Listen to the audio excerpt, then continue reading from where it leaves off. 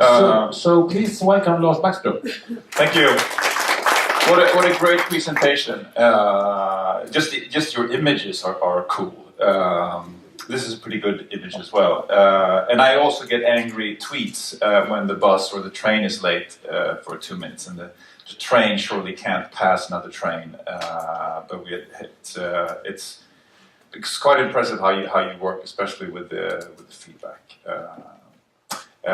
In general, great presentation. I was actually here yesterday. I'm going to hold the same presentation today as I did yesterday.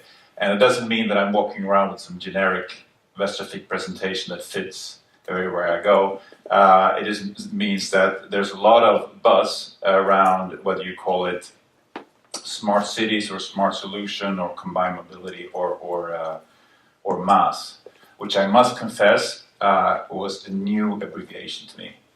But it doesn't mean that I belong to the group of people who in Jukka's presentation said, forget about it. It's only 2% is going to use it. So I'm not. I'm very fond of it. Västtrafik is the public transport authority here in West Sweden. We serve about 400,000 customers per day. That's actually the same amount of customers that McDonald's serve. How's that for a fact? But maybe after this presentation, the only thing I didn't understand what he was talking about, but I know that McDonald's also serve 400,000 people.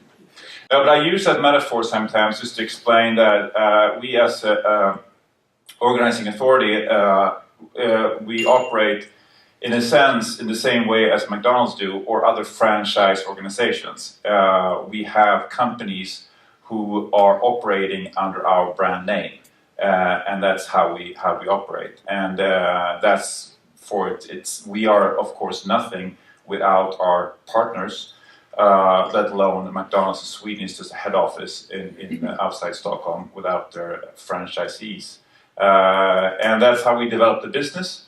That's why it's very important for us that our partners are doing well financially, of course, but also important to work with incentives. So they can develop the business with us, incentives in terms of increasing ridership, and also on customer satisfaction. And we've been quite successful doing this. I think we could probably boast with the fact that we've had the best ridership increase in Sweden for the last 7 or 8 years. We've also had congestion charges that helped us away a little bit. So that's Västtrafik. We have a lot of buses and trains, and you of course are aware about with that. And for us, adding services, I don't remember who talked about that. It was you, and I forgot your name. It was also a good presentation because we realized that the function of public transport alone will not sort of solve this puzzle. Everybody who has to use public transport are using public transport. Everybody else who we need to use public transport in order to reach our goals, they need to be attracted on other services, not only just the function. I'm going to talk a little bit about. I'll give 3 examples how I think we contribute to making Gothenburg or the city of or the region of Västergötland a bit smarter, even though that the city nor the region has a clear statement on that, like Amsterdam has, or maybe even Vienna. But before I do that, I know I'm going to stretch my time here. I'm going to show just a short clip. I think it's 30 seconds long, and I think it's being prepared for. You've seen the image here on the screen a couple of times and wondering what kind of nice image is that. That image is gonna... yes, that is Trollhättan. This is not Trollhättan. That's the one I was talking about.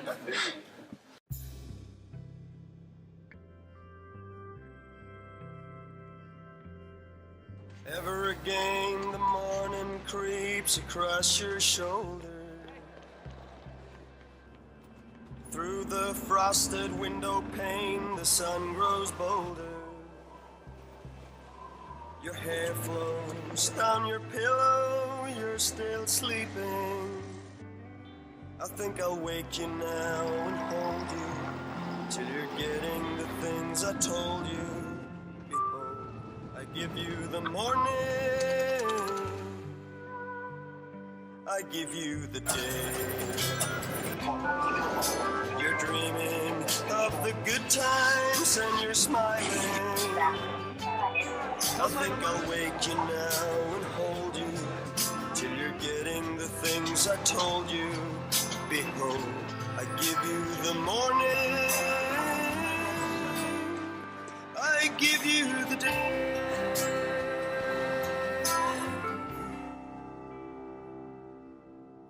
Isn't that a great movie? It's touching, or maybe it's just because it says Västtrafik, I think is touching. No, but why am I showing this? Well, it says a couple of things. One, it says, thank you everybody who's using public transport, because it's not the smoothest or the coolest or the best way every day to use public transport. So thanks for sticking with public transport, even though we're not delivering 100% each day. But it's also saying something that you're part of a global movement, and hopefully you feel really good about that. It's not only to go from A to B, and it makes you feel good. Hopefully it makes you feel a bit smart in that. And it's important for us to then acknowledge all our smart customers by delivering smart services. Everybody wants to be smart. And if you Google on smart cities or smart regions, usually you see these types of images. They are almost always green.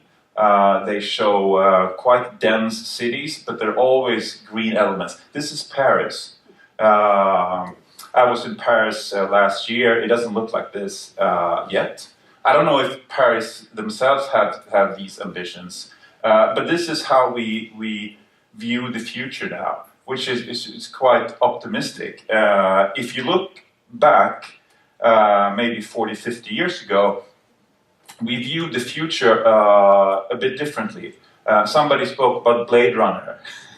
It's a great film. This is sort of a Blade Runner-ish image. And maybe these were drawn not to discourage people of the future, but maybe this was an attractive, maybe not this one. But for us, when we see these images, all of the natural catastrophes that could happen has already happened. But a lot of things are changing. This was not too long ago either. In the 70s, maybe?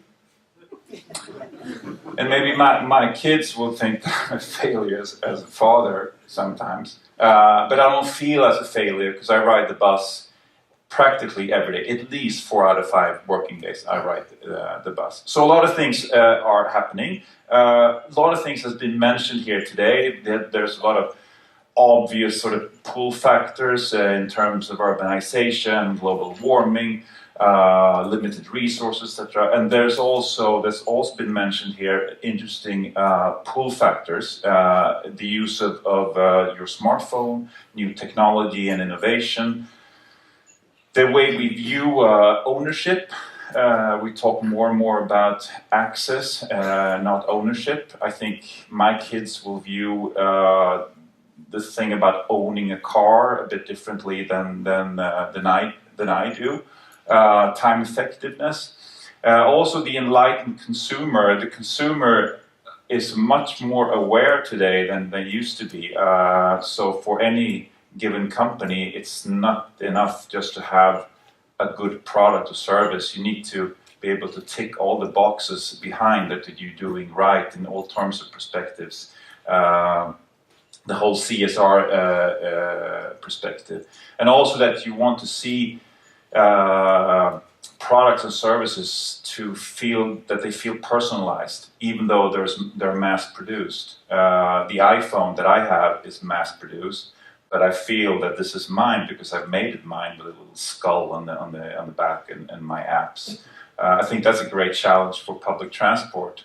How can these trends and the use of digitalization make public transport feel more like it's for me and not just a mass consumption, because that doesn't work anymore. So it's interesting with these pull factors to see how things are just suddenly happening. I think Uber is a super example. This is another well-known taking an old structure like bed and breakfast, adding new technology, and then you suddenly have a new service. It was worth $15 billion. I don't know, 6 months ago, maybe it's worth 30 billion, I don't know. But suddenly this is happening. I was spoken to a friend of mine just the other day. They've launched a service called Air Dine, which is basically opening up your homes, saying, well, I have some spaghetti and not leftovers. Maybe you wouldn't write that.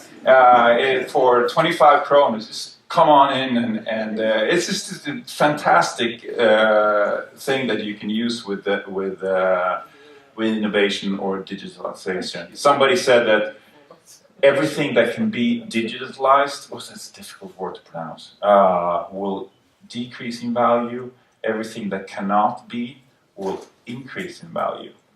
I think that's quite interesting. They said that robots can replace doctors, but the empathy of a nurse can never be replaced. So a nurse will, in the future, earn more money than a doctor who's been then laid off and replaced by I don't know if that's true, but I think it's interesting. The car, same thing. I use relay rides. I could use Go More as another example. Suddenly with the new technology, and we saw examples of this earlier, my car sits outside a school, about 30 minutes away from here. It just sits there. There's a lot of space where I live, so space is not a problem. But it wouldn't be great if I could let somebody else use it and make some money at the same time. This is suddenly happening. Cities, of course. This is Gothenburg, a long time ago. What's happening here? There's some examples. This is one of my favorite examples. I know that not every country or region or city can just start and build a new city from scratch with a white paper. They've done it here in the Masdar city in Abu Dhabi. And using technology, they have somehow, and don't ask me how, been able to reduce the heat inside, because usually a dense city is warmer than outside. Here it's cooler inside the city than outside. No cars, maybe electrical cars, only public transportation. And then they built it in some angle towards the equator, so they generate a lot of natural shade. That's quite fantastic how you can use it. Why is this so important for us, and why do we need to keep track on all these trends? Well, I think we have to shift our view, not just to be a provider of public transport. We have great public transport. We need to still invest in public transport, but public transport in itself won't do the trick. So we need to see ourselves or be seen as experts on modern public transport solution and services. That's where our future lies. And maybe it wouldn't be so clear if we didn't have clear objectives, a clear vision, and a clear mission. I was speaking a couple of weeks ago, and I realized then, and I do sometimes, how important having at least of these three. But when I started about 7-8 years ago, we didn't really have objectives. We had an ambition to increase ridership. But what do you do with an ambition? How do we know if we're doing well or not? And I think how we developed the way we view our business, the way we work with our partners is all due to these perspectives. And I'll start with objectives. We are on the way to doubling the ridership. That's the goals that was set some years ago, and we're well on the way. And also very high goals on customer satisfaction. Again, that's why we have contracts with our partners where we have incentives on these three. But as I said, everybody who has to use public transport is using public transport. That's why we have to have a vision saying that we want all our customers to use public transport because they want to use public transport. Because they feel smarter, or something using public transport. And even our customers that really have to use public transport, we would like them to say on the question, why are you using public transport? Because I'm using it because I want to, even though they maybe have to. And I think that's a very important mindset. And it also says, again, that just providing public transport is not going to do the trick. But we also, of course, our mission is to contribute to Västra Götaland's vision of the good life, and that's by helping to develop a sustainable region, providing and developing a sustainable transport system, and increasing the labor market. So with those three things in place, we've been able to I think there's been key elements in our development over the last 7 or 8 years.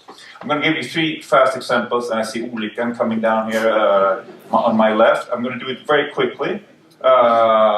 Electricity, you're familiar with, great success. It did take a year and a half, or maximum 2 years, from idea to Linje 55, which is called. There's a stop right here, Wi-Fi, etc. And it's interesting to look at how come it's such a success. Is it because the bus is green? Is it because of Wi-Fi? What are the factors that we can take out from this demo line and apply another? We know that the ability to charge your smartphone is very popular, but I don't think anyone is riding the line 55 just to charge your iPhone.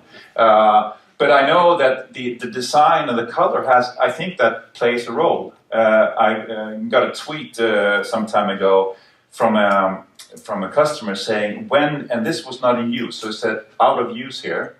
And she wrote, when do I get to ride this nice bus? That has never happened. Nobody has ever written, when it comes to blue bus, this is out of service. Oh, when can I ride this bus? But it was something with the bus. It was a smaller, maybe it looked more modern. And the design that made it more attractive. Remains to be seen. It started in May or June this year. Combined mobility, we spoke about this earlier as well. A lot of our customers are very satisfied going from A to B. But 95% of our customers are satisfied or very satisfied. But in order to gain new sort of market share, I think we need to solve this puzzle better, and also this, attaching new services. And I guess that's what MAS is all about, if I understood this correctly. And I think for us it's important to, at least in the beginning, pave the way and lay the infrastructure. But I think in the long run,